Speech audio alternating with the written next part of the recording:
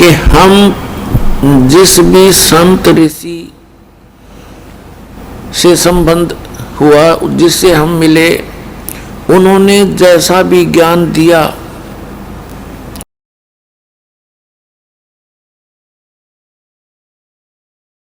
कारण क्या था कि हमारी जो आध्यात्मिक जो ज्ञान की बुद्धि थी वो विकसित नहीं थी और हम ये सोच लेते थे कि इस महापुरुष ने, इस संत ने, ऋषि ने कई वर्षों से साधना करके और परमात्मा को प्राप्त कर लिया होगा और इसने परमात्मा की महिमा को ठीक से जान लिया होगा। लेकिन हम इतना भी नहीं सोच पाते थे कि कोई संत परमात्मा की कुछ डेफिनेशन बता रहा है, दूसरा अन्य ही परिभाषा बताता है। उनके अनुभव भी भिन्न भिन्न होते थे। परमात्मा से प्राप्त करने वाली जो साधना होती है वो भी हमें भिन्न भिन्न ही बताया करते थे। अब तत्व ज्ञान से पता चला कि परमात्मा की महिमा को परमात्मा ही बता सकते हैं। जीव की बुद्धि अगर परमात्मा वाले स्तर पर पहुंच गई तो वो तो परमात्मा ही हो गया। तो आज तक जितने भी ऋषि महर्षि हम सुना करते थे और उनके कारनामे कृष्ण में भी हम सुना करते थे। उदाहरण के तौर पर कि अगस्त ऋषि ने 7 समुद्रों को एक ही घूंट में एक चुल्लू बनाई थी और सब सुकड़ गए थे, उसकी मुट्ठी मांगे एक घूंट में पी गया था। अगस्त ऋषि जी ने 7 समुद्रों को एक घूंट में पी लिया था। पुण्यात्माओं, ये जो आज की विज्ञान वाले अपना सिर पटक लियो, इन 7 समुद्रों को एक घूंट में पी के दिखा दियो तो ये कितना ही विज्ञानी बन जाना। क्योंकि साइंस एक सेपरेट इशू और गॉड इज कंप्लीट कोरस है, कंप्लीट है इन ऑल रिस्पेक्ट। तो इन ऋषियों ने उस परमात्मा की भक्ति की, उससे शक्ति प्राप्त करी, लेकिन वो परमात्मा नहीं हो सकते। थोड़ी सी शक्ति प्राप्त कर ली। अब जैसे थर्मल प्लांट है और एक 220 केवी का एक पावर हाउस है, वो थर्मल प्लांट नहीं हो सकता। इसी प्रकार जैसे किसी ने अपनी बैटरी चार्ज कर ली और उस इन्वर्टर से वो जगह जगह जाकर उसके कारनामे दिखा रहा, कभी पंखा चला देता है, कभी ट्यूब जला देता है, वो तो बैटरी डिस्चार्ज कर रहा है अपनी चौड़नी के चक्कर में। तो ये ऋषि जो थे ये बैटरी चार्ज कर लेते भगवान से, उसका कनेक्शन जोड़ के, और फिर आगे तमाशे दिखाया करते थे। ये जादूगरी थी, ये सिद्धियां जो है जादूगरी होती है। तो पुण्यात्माओं, अध्यात्म ज्ञान के अभाव से हम ऐसे चमत्कार दिखाने वाले ऋषि महर्षियों को हम परम संत मान बैठे थे। ऐसा करिश्मा कोई कर दे तो स्वाभाविक है उसके साथ जनता का लग जाना। और हम तो इसे भोले वाले हैं। ये अभिनेता और अभिनेत्री ये तो कोई जादूगरी भी ना जानते, चटक मटक झटक पहले हम इसके इनके पीछे हो लेते हैं, अकल हमारे में रहे ना रही, क्योंकि हम तत्व ज्ञानहीन हो गए। और ये दूसरे मदारी थे, ये हीरो और हीरोइन, ये भी एक मदारी समझ लो। अपनी रोजी रोटी के लिए 100 बकवास कर डालेंगे। ऐसे एक मदारी जाकर के कहीं डुगडुगी बजाता है, कोई सपेला सपेर अपने सर्प दिखा कर रोटी कमा रहा है। ऐसे ये ऋषि जी थे और इनको हम सुप्रीम पावर माना करते थे। तो परमात्मा कहते हैं मेरे साथ दो भाई, उस सत्य ज्ञान को देने के लिए, अपने द्वारा रची हुई सृष्टि को बताने के लिए स्वयं परमात्मा को ही यहाँ आना पड़ता है, क्योंकि अन्य सब जीव हैं वो कुल एक पीव है, वो एक ही मालिक है, वो एक ही सबका पिता है, उसमें सर्व गुण है, माता और पिता और पति माने कुल मालिक स्वामी के। तो उसके अतिरिक्त जिन्होंने भी जैसा कोई अनुभव अपने सामर्थ्य अनुसार प्राप्त किया वो इनकम्प्लीट ही था, वो अधूरा था, और उस अधूरे को उसने पूर्ण मान रखा था। और फिर उनके अनुयायियों ने भी उसको कंप्लीट ही मान रखा था, अपने गुरु ऋषि पीर पैगंबर के उस संदेश को। और साथ साथ हम अपने सदग्रंथों को सत्य मानते थे।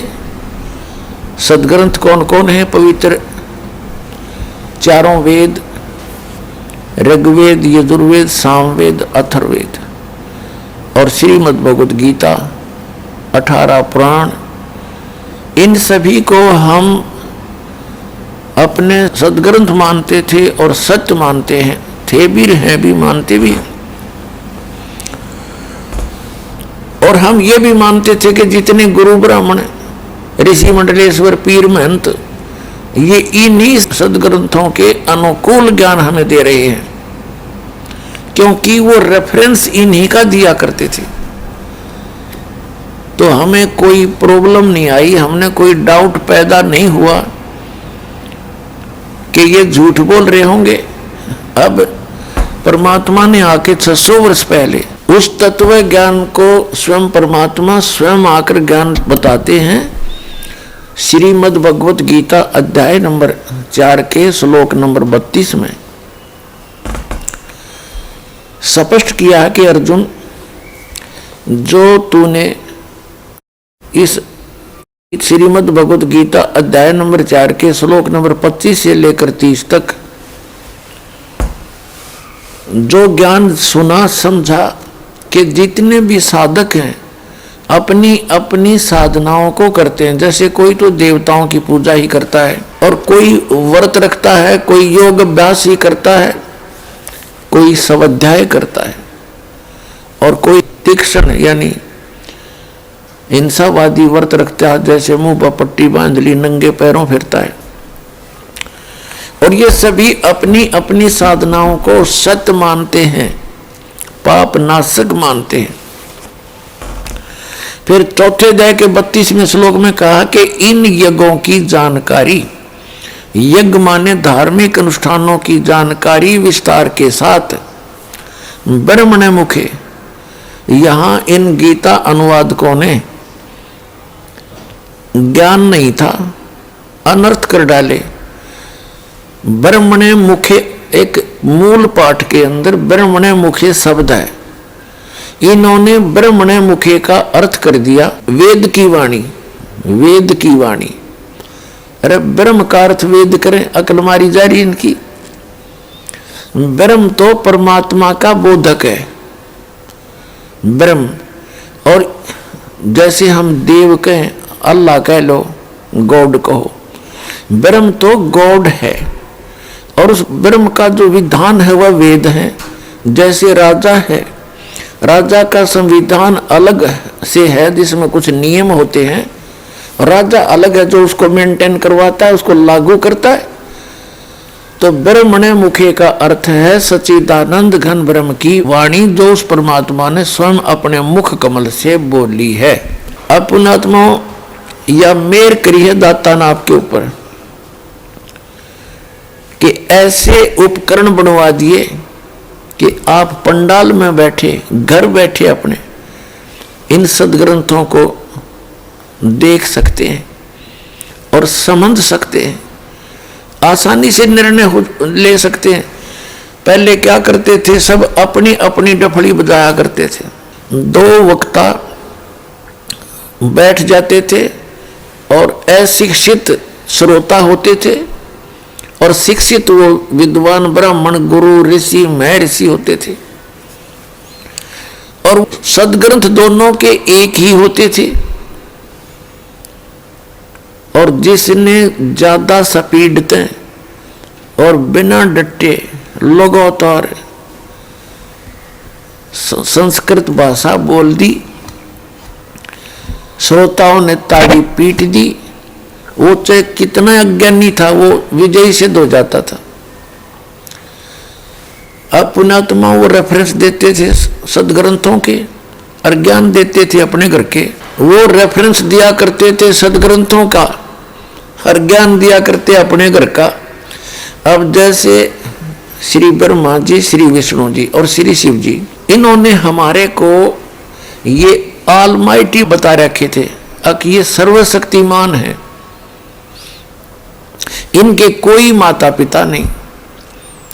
श्री विष्णु जी और श्री शंकर जी के थे ये जन्म मृत्यु भी ना बताया करते, ब्रह्मा जी की मृत्यु बताते थे, फिर इसको स्वयं भू भी बताते थे कि अपने आप पैदा हो जाता है फिर दोबारा। तो पुण्यात्माओं ये नाम भी इन पुराणों का लेते थे, विष्णु पुराण, शिव पुराण और दुर्गा देवी पुराण, ब्रह्म पुराण, ब्रह्मा पुराण। तो हम ये सोचा करते जब ये सदग्रंथों में से ही बता रहे हैं तो सारी सच्ची होंगी, पर इनकी थी सारी झूठी। ये एक नंबर के झूठे थे आचार्य शंकराचार्य और ये जितने मंडलेश्वर गुरु महंत हमारे हिंदू धर्म के थे। इनको अपने सदग्रंथों का कैखे भी ज्ञान नहीं, आज तक भी ज्ञान नहीं इनको। तो पुण्यात्माओं मेर क्रिया आपके ऊपर भगवान ने आपको शिक्षित कर दिया, और अब ये असंग जन्म का झंझट आपका मिट जाएगा जब मिटवाना चाहोगे तो। और जब गफलत करोगे और इतना सुअवसर प्राप्त करके भी, जैसे बच्चा स्कूल में प्रवेश पाता है विद्यालय में और परिवार वाले उसको पूरी छूट देते हैं, पूरी सुविधा देते हैं, खूब खा पी, अच्छा ओढ़ पैर, लेकिन बेटा अपनी पढ़ाई करके सफल हो, तो वो चांस आपको मिला हुआ है जितने मनुष्य शरीरधारी प्राणी है इस पृथ्वी के ऊपर। और जो उस समय को व्यर्थ खो देते हैं गफलत के अंदर, वो आजीवन मजदूर बनकर रहते हैं। और जो सफल हो जाते हैं वो सुख प्राप्त करते हैं, कारों में चलते हैं, पंखों के नीचे लेटते हैं। और जो गफलत कर जाते हैं विद्या के समय में, तो वो आप भी मजदूरी करते हैं, उनके बच्चे भी वहां मिट्टी के अंदर लेटे हुए होते।